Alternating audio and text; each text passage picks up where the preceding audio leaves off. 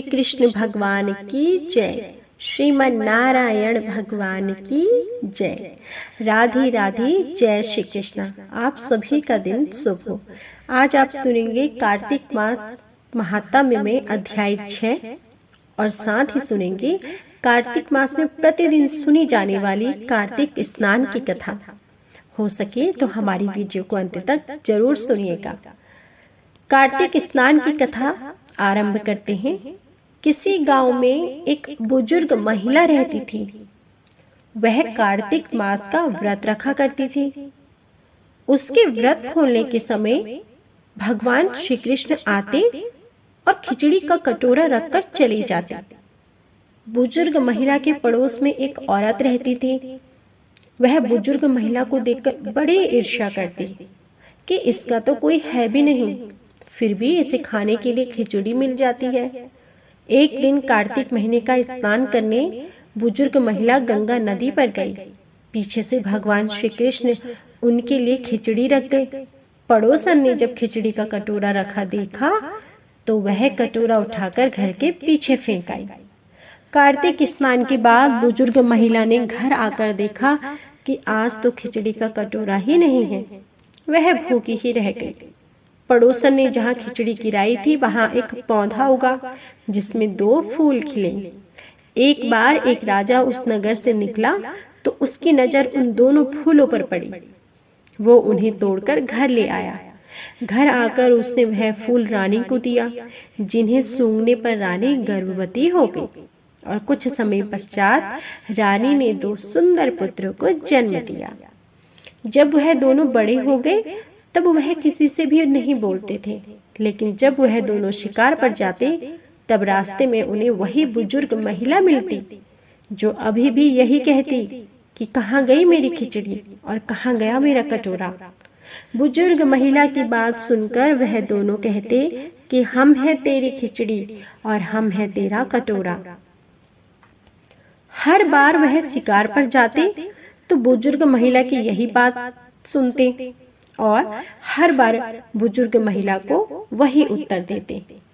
एक बार राजा को ये बात पता चली तो उन्हें तो बड़ा आश्चर्य हुआ कि दोनों पुत्र किसी से बात नहीं करते, तो इस बुजुर्ग महिला से कैसे बात करते हैं।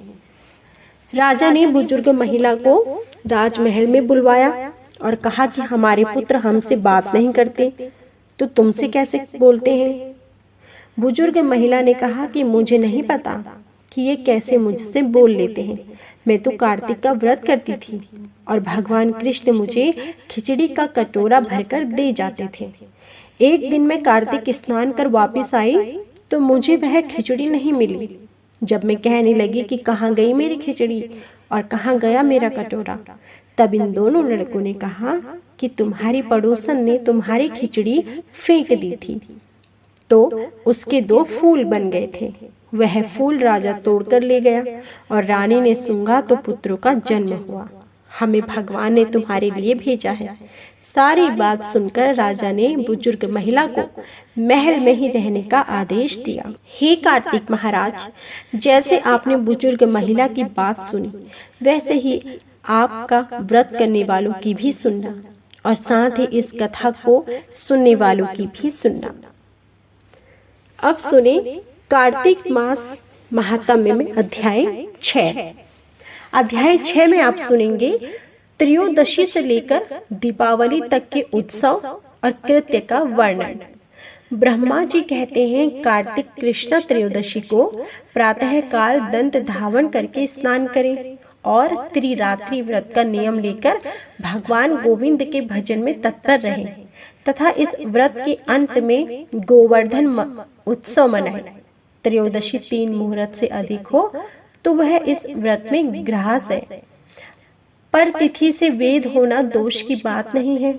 कार्तिक के कृष्ण पक्ष में त्रयोदशी के प्रदोष काल में यमराज के लिए दीप और नैवेद्य समर्पित करें तो अपमृत्यु, अकाल मृत्यु या फिर दुर्मरण का नाश होता है। एक दिन यमदूतों ने यमराज से कहा कि हे प्रभु, ऐसे महोत्सव के अवसर पर जिस प्रकार जीव अपने जीवन से वियुक्त ना हो वह उपाय हमारे आगे वर्णन कीजिए। यमराज ने कहा, कार्तिक कृष्ण त्रयोदशी को प्रतिवर्ष प्रदोष काल में जो अपने घर के दरवाजे पर मंत्रों से उत्तम दीप देता है वह अपमृत्यु को प्राप्त होने पर भी यहाँ ले आने योग्य नहीं है। इस मंत्र से जो अपने द्वार पर उत्सव में दीप दान करता है उसे अपमृत्यु का भय नहीं होता। दीपावली के पहले की चतुर्दशी को तेल मात्र में लक्ष्मी और जल मात्र में गंगा निवास करती है। जो उस दिन प्रातः काल स्नान करता है वह यमलोक नहीं देखता। नरक भय का नाश करने के लिए स्नान के बीच में अपामार्ग को मस्तक पर घुमाएं। 3 बार मंत्र पढ़कर 3 ही बार घुमाना चाहिए। जोते हुए खेत के डेले से युक्त और कंटक विशिष्ट पत्तों से सुशोभित अपामार्ग तुम बार बार घुमाए जाने पर मेरे पापों को हर लो, ऐसा कहकर अपने सिर पर अपामार्ग घुमाए। स्नान करके भीगे वस्त्र से मृत्यु के पुत्र रूप 2 कुत्तों को दीपदान दे। उस समय यह मंत्र पढ़े, सुनको श्याम शौलो भ्रात्रो यम सेवको तुष्टो श्यामतः चतुर्दशायाम दीपदानेन मृत्यु जो काले। और चितकबरे रंग के 2 श्वान जो मृत्यु के पुत्र यमराज के सेवक तथा परस्पर भाई हैं, चतुर्दशी को दीपदान करने से मुझ पर प्रसन्न हो। फिर स्नानगत अर्पण करने के पश्चात 14 यमों का तर्पण करें, जिनके नाम मंत्र इस प्रकार है। यमाय धर्मराजाय मृत्युवे चांतकाय च व्यवस्थाय कालाय सर्वभूतक्षाय च औदुम्बराय दक्षिणाय नीलाय परमेष्टिने व्रकोदराय चित्राय चित्रगुप्ताय ते नमः। ये 14 नाम मंत्र हैं। इनमें से प्रत्येक के अंत में नमः पद जोड़कर बोले और एक एक मंत्र को 3-3 बार कहकर तिल मिश्रित जल की 3-3 अंजलियां दें। यमराज का तर्पण यज्ञोपवीत होकर अर्थात यज्ञोपवीत को बाएं कंधे पर रखकर अथवा प्राचीन विधि होकर किया जा सकता है, क्योंकि यमराज देवता और पितर दोनों ही पदों पर स्थित हैं। अतः उनमें उभय रूपता है। जिसके पिता जीवित हो वह भी यम और भीष्म के लिए तर्पण कर सकता है। कार्तिक कृष्ण चतुर्दशी को यदि अमावस्या भी हो और उसमें स्वाति नक्षत्र का योग हो तो उसी दिन दीपावली होती है। उस दिन से आरंभ करके 3 दिनों तक दीप उत्सव करना चाहिए, क्योंकि एक समय राजा बलि ने भगवान से यह वर मांगा था कि मैंने छल से वामन रूप धारण करने वाले आपको भूमिदान दी है और आपने उसे 3 दिनों में 3 पगों द्वारा नाप लिया है। अतः आज से लेकर 3 दिनों तक प्रतिवर्ष पृथ्वी पर मेरा राज्य रहे। उस समय जो मनुष्य पृथ्वी पर दीपदान करे उनके घर में आपकी पत्नी लक्ष्मी स्थिर भाव से निवास करे। दैत्यराज बलि को भगवान विष्णु ने चतुर्दशी से लेकर 3 दिनों तक का राज्य दिया, इसलिए इन 3 दिनों में यहाँ सर्वथा महोत्सव करना चाहिए। चतुर्दशी की रात्रि में देवी महारात्रि का प्रादुर्भाव हुआ है, अतः शक्ति पूजा परायण पुरुषों को चतुर्दशी का उत्सव अवश्य करना चाहिए। मनुष्य भगवान सूर्य के तुला राशि में स्थित होने पर चतुर्दशी और अमावस्या की संध्या के समय मनुष्य हाथ में उल्का लेकर पितरों को मार्ग प्रदर्शन कराएं। कार्तिक मास में चतुर्दशी आदि 3 तिथियां दीपदान आदि के कार्यों में ग्रहण करने योग्य है। यदि ये 3 तिथियां संवत्सर से पहले समाप्त हो तो दीपदान आदि के कार्यों में इन्हें पूर्व तिथि से युक्त ही ग्रहण करना चाहिए। तदंतर अमावस्या के प्रातः काल स्नान करके भक्ति पूर्वक देवताओं और पितरों की पूजा और उन्हें प्रणाम करें। फिर दही, दूध तथा घी आदि तर्पण पार्वण श्राद्ध करें। इस दिन बालकों और रोगियों के सिवा किसी को भी दिन में भोजन नहीं करना चाहिए। प्रदोष के समय कल्याणमयी लक्ष्मी देवी का पूजन करें। उस दिन लक्ष्मी जी का सुख बढ़ाने के लिए जो उनके लिए कमल के फूलों की शया बनाता है उसके घर को छोड़कर भगवती लक्ष्मी कहीं नहीं जाती। जावित्री, लौंग, इलायची और कपूर के साथ गाय दूध को अच्छी तरह पकाकर उसमें शक्कर मिलाकर लड्डू बनाएं और पूजा के पश्चात महालक्ष्मी को अर्पण करें। उनकी स्तुति करनी चाहिए।